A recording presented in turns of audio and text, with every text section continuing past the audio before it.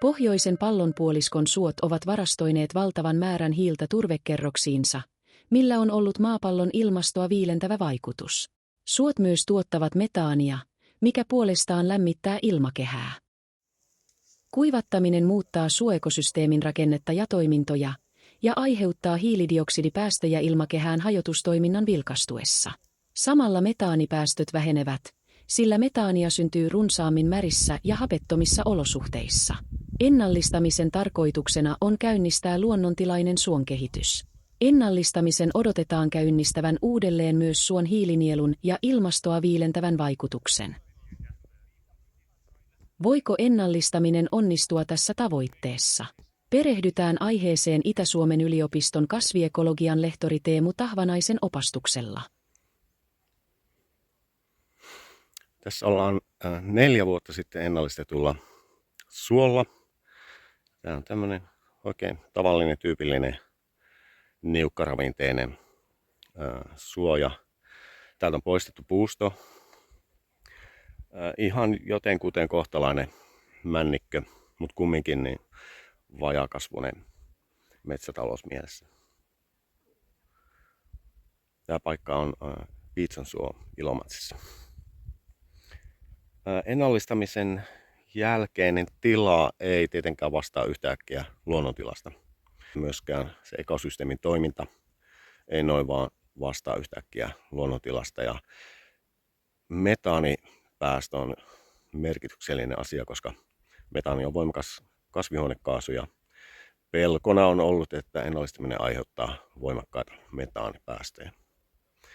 Metaania tulee erityisesti hyvin märiltä soilta, rehevä kasvusilta saraikoilta ja näin. Ja nyt kumminkin tämä ennallistamisen jälkeinen tila, niin tämä ei vastaa sen tyyppistä. Täällä ei ole aivan niin märkää. Se vesi ei kovin herkästi niin nouse aivan tuohon pintaan. Ja niinpä tämä kasvillisuus on tämmöistä varpuvaltaista yhä, tupasvillaa. Siihen on tullut paljon. Rahkasammalit on runsastunut siellä täällä ainakin noissa matalammissa kohdissa, mutta yhä siellä on metsäkasvillisuutta, metsäsammalia. Siellä näkyy tommosia kasoja, hakkuutähteitä vielä maisemassa, eli aivan yhtäkkiä myöskään niin se rahkasammalikko ei kaikkia pääse peittämään. Sitten voitaisiin kurkata tuonne rahkasammali tarkemmin. Eli tässä on tämmöinen alue, joka on siis vanhaa ojalinjaa. Ja täällä nyt tässä märemmällä pinnalla niin tupasvillan suojissa löytyy jo ihan yhtenäistä rahkasammalikkoa. Katsotaan, tuossa on tollanen kohta, missä nähdään, miten se sammalikko etenee. Eli siinä on tuommoista paljasta turvetta ja sammalit tässä runsastuu ja rahkasammalikko kasvaa tuon turpeen päälle. Yksi efekti, mikä tästä seuraa, on se, että syvyys tai etäisyys tuohon vedenpintaan se kasvaa. Tossa on nyt se ojitusaikainen turvemuhju. Sen päälle on tullut tää tuore rahkasammal. Vedenpinta on ihan tässä turpeen pinnan tasassa suunnilleen. Ja nyt kun tämä sammalikko kasvaa tässä korkeammalle, niin tuo vedenpinta jää tuonne syvemmälle. Eli vedenpinnan syvyys kasvaa. Ja tällä on merkitystä kovasti sen metaanin kannalta. Koska nyt tässä lisääntyy tässä veden märän turvepinnan yläpuolella niin tämmöinen hapekas kuohkea sammalikko. Ja se osaa syödä sitä metaania pois. Metaanin päästö alenee tai ainakin pitäisi alentua ihan sen ansiosta, että vedenpinta jää tuonne syvemmälle. Ennallistamisen jälkeen muodostuva uusi rahkasammalikko sitoo hiilidioksidia ja samaan aikaan vanha turvekerros jää sammalikon alle, missä sen hajoaminen hidastuu merkittävästi. Vaikka hiilensidonta on vähäisempää kuin voimakkaasti kasvavassa puustossa, voi suon hiilitase kääntyä negatiiviseksi eri tekijöiden yhteisvaikutuksesta, jolloin suo sitoo hiiltä ilmakehästä.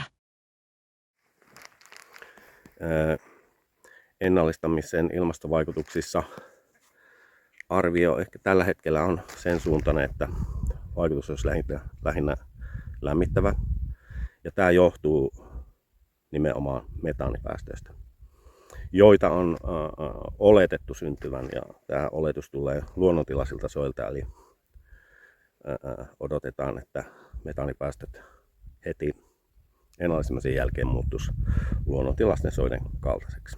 Mutta nämä tällaiset piirteet, mitkä on tyypillisiä ennallistetuilla soilla, vedenpinnan syvyys kasvaa, koska sammalikko nousee korkeammalle siitä vedestä, ja sitten myöskin niin tämä yleisilme kasvillisuudessa niin itse asiassa hyvin usein on enemmänkin tämmöistä varpuvaltaista, vähän kuivemman suon kasvillisuutta, josta sitä metaania ei niin paljon lähdekään. Palataan luonnontilaiselle suolle. Märän avosuon vuotuinen metaanipäästö voi olla noin 10 tai 20 grammaa metaanikaasua neliömetriltä vuodessa. Ilmakehässä metaani on voimakas kasvihuonekaasu, mutta se on myös lyhytikäinen. Metaani hapettuu ilmakehän prosesseissa hiilidioksidiksi. Jos suo päästää vakioisesti metaania, sen aiheuttama lämmittävä vaikutus tasaantuu ajan myötä.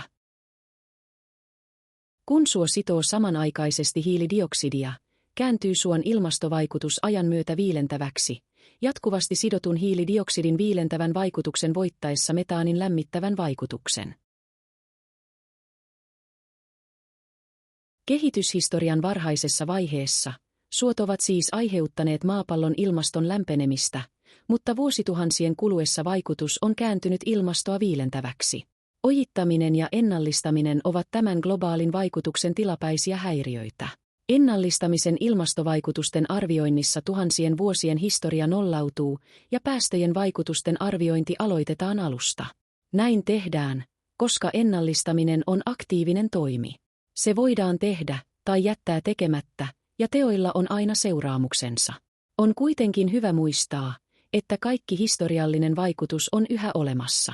Turvekerroksiin varastoitunut hiili on pois ilmakehästä, ja soiden hiilivaraston suojelu on merkittävä osa ennallistamisen ilmastovaikutusta, joka ei näy ilmastomallinnuksen tuloksissa. Kuinka nopeasti suon ennallistaminen voi tuottaa viilentävän vaikutuksen, riippuu ennallistamisen käynnistämästä kehityksestä. Olemme tutustuneet tilanteeseen 4 vuotta ennallistamisen jälkeen. Miltä suo näyttää pidemmän ajan kuluttua? Hyvä, nyt ollaan ennallistetulla suolla. Tämä suo on 18 vuotta sitten ennallistettu vuonna 2006. Tämä on karussa ympäristössä harjujen välissä. Ympärillä on männikköä. Valuma-alue on aika pieni. Ja tämä on ollut siis metsäojitettu.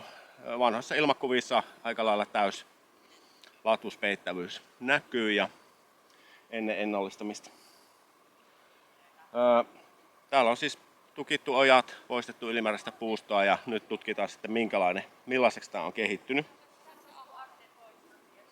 Meillä on tässä näyte, ehkä voit Mika vähän kääntää tänne päin.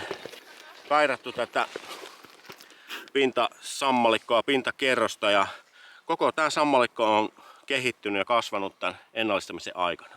Tuossa muutoskohdassa näkyy runsaasti tupasvillaa, mikä on tyypillistä. Sitten siellä on vähän tommosia oksia ja sun muuta metsäkariketta ja hyvin tämmönen maatunut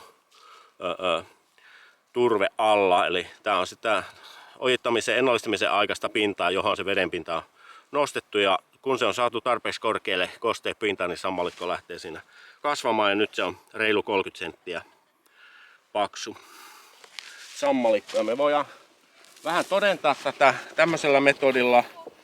Tässä oli mänty, joka on noin 17 vuotta vanha. Voidaan laskea se ikä ja se oli juurtunut just tuohon muutoskohtaan.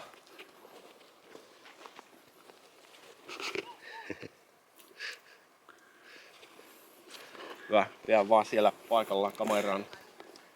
Eli suunnilleen se sama syvyys löytyy tästä. Useinkin nämä männyt tämmöisillä paikoilla, niin ne taimettuu hyvin herkästi ennallistamisen jälkeen. Ne tykkää tuosta rahkasammalikosta kosteesta ja lähtee kasvamaan. Ja tässä on tää tämmönen mätäs. Voidaan kuoria tästä tää sammalikko näin. Aika valtava määrä hiiltä on myös siihen sitoutunut ja sen alla sitten on tää vanha maatunut ojituksen hajottama turvepinta ja siellä on hakkuutähteitä tuon ennallistamisen ajalta. Pistetään takaisin mätäs siihen kasvamaan. Hyvä, sellainen juttu oli ennallistamisen jälkeinen kehitys, niin hyvin tavallisesti johtaa tämmöiseen mätäspintaiseen kasvillisuuteen, joka on sitonut tähän uuteen kerrokseen runsaasti hiiltä. Ja vedenpinta jää tuonne syvemmälle. Syvyys vedenpinnasta kasvaa, koska tämä sammalikko nousee ylös. Ja se tarkoittaa sitä, että välttämättä metaanipäästöjä ei oikeastaan tulekaan, koska tässä mätästilanteessa sitä metaania ei tule. Hyvä, semmoinen juttu.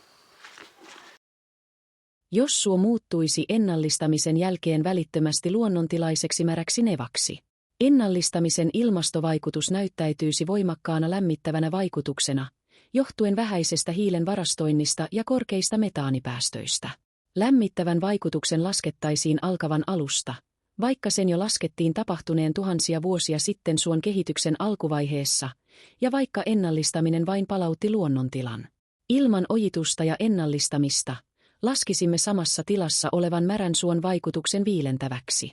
Tämä voi vaikuttaa omituiselta, mutta on muistettava, että ennallistamista arvioidaan yhtenä ihmisen toimena monien muiden joukossa. Märän avosuon sijaan ennallistaminen käynnistää usein mätäspintaisen suon kehittymisen. Tämä kehityskulku on luonnollinen seuraus siitä, että ojitusaikana säilynyt suolajisto koostuu mätäslajeista ja märkien nevojen lajit puuttuvat. Suon ekosysteemin toimintojen käynnistyminen on kuitenkin nopeaa, kun suon vesitalous jälleen sen mahdollistaa. Parissa kymmenessä vuodessa rahkasammalikon kasvun muodostama uusi paksu pintaturvekerros sitoo hiilidioksidia jopa kymmeniä tonneja hehtaarille. Samanaikaisesti veden alle jäävän vanhan turpeen hajotus hidastuu. Pidemmän ajan kuluessa tilanne tasoittuu ja luonnontilainen turpeen muodostuminen on hidas prosessi. 20 vuoden muutoksen vaikutus jää väliaikaiseksi, mutta sillä on merkitystä ennallistamisen ilmastovaikutukselle. Suomen Akatemian tutkimuksen huippuyksikkö, SUOT, ilmastonmuutos ja ennallistaminen, jatkaa ilmastovaikutusten tutkimusta muun muassa Ilomantsin Piitsonsuolla. Mittaustulokset tulevat tarkentamaan arvioita. Aihe on kuitenkin hyvin ajankohtainen ja ennallistamisen tarjoamat mahdollisuudet on hyvä pystyä tunnistamaan mahdollisimman pian. Ennen pitkäaikaisten seurantojen valmistumista tutkimus nojaa väistämättä mallinnuksiin, joissa erilaiset oletukset tuottavat erilaisia tuloksia. Eli ei ole niin, että asia olisi selvillä. Ei ole totta, että ennallistaminen aiheuttaa voimakasta ilmaston lämpenemistä. Sitä ei ole vielä tutkittu, vaan on hyvin yksinkertaisilla mallioletuksilla tällaisia tuloksia löydetty. Ja tiede korjaa itseänsä, eli kunhan tätä todellista tilannetta saadaan paremmin arvioitua, niin ennallistamisen ilmastovaikutukset tulee tarkentumaan ja pitäisin todennäköisenä, että tilannekuva paranee ennallistamisen kannalta. Tahvanaisen tuoreen tutkimuksen mukaan metsäojitetun suon ennallistaminen voi tuottaa ilmastoa viilentävän vaikutuksen jo muutamien vuosikymmenten kuluessa. Tutkimus perustuu mallioletuksiin, jotka pyrkivät huomioimaan tyypillisen ennallistamisen jälkeisen kehityksen. Empiiriset tutkimukset tuovat aikanaan varmempia tuloksia.